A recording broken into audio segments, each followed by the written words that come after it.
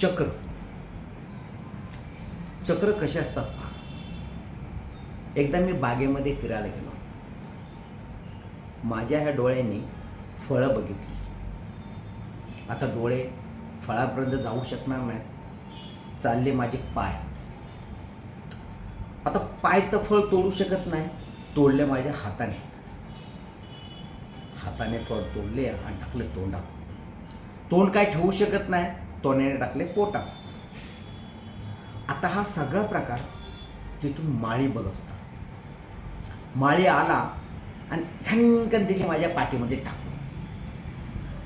आता बघायला गेलं तर ह्या पुऱ्या कानचा आणि पाठीचा काहीही संबंध नव्हता.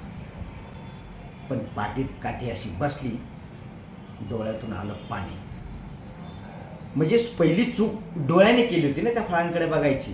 हे असं चक्र आहे पहा.